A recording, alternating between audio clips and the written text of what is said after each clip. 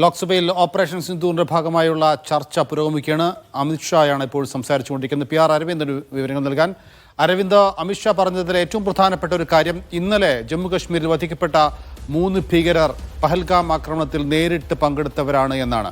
ഇക്കാര്യത്തെക്കുറിച്ചുള്ള കൂടുതൽ വിശദാംശങ്ങൾ അദ്ദേഹം നൽകുന്നുണ്ടോ? അതുപോലെ നൗഫൽ, ഇപ്പോൾ ഓപ്പറേഷൻ മഹാദേവിലൂടെ ഇന്നലെ 3 ഭീകരരെ വധിച്ചു എന്നുള്ള വാർത്തകൾ പുറത്തു വന്നിരുന്നു. അവർ പഹൽഗാം ഭീകരാക്രമണവുമായി ബന്ധമുള്ളവരാന്നുള്ള റിപ്പോർട്ടുകൾ ഇന്നലെ തന്നെ പുറത്തു വന്നതാണ്. ഇപ്പോൾ ഔദ്യോഗികമായി ആഭ്യന്തരമന്ത്രി തന്നെ ലോക്സഭയിൽ ഇക്കാര്യങ്ങൾ സ്ഥിരീകരിക്കുകയാണ്. പഹൽഗാം ഭീകരാക്രമണത്തിൽ പങ്കെടുത്തവരാണ് ഈ 3 ഭീകരരെന്ന് അമിത്ഷാ തന്നെ വ്യക്തമാക്കിയിരിക്കുന്നു. ഇവരിൽ നിന്ന് ഈ പഹൽഗാം ഭീകരാക്രമണത്തിൽ ഉപയോഗിച്ച ആയുധങ്ങളടക്കം പിടിച്ചെടുത്തിട്ടുണ്ടെന്നും ഇപ്പോൾ അമിത്ഷാ വ്യക്തമാക്കിയിരിക്കുന്നു. പരിശോധനകളടക്കം നടത്തിയിട്ടുണ്ട്. ഫോറൻസിക് പരിശോധനയിലൂടെ പഹൽഗാമിൽ ഉപയോഗിച്ച ആയുധങ്ങളാണ് ഇവരെ പക്കൽ നിന്ന് പിടിച്ചെടുത്തതെന്ന് കൂടി ഇപ്പോൾ അമിത്ഷാ വ്യക്തമാക്കിയിട്ടുണ്ട്. ഇതുകൂടാതെ തന്നെ പാകിസ്ഥാനിൽ നിന്നുള്ള ഭീകരരാണ് ഈ 3 പേരും.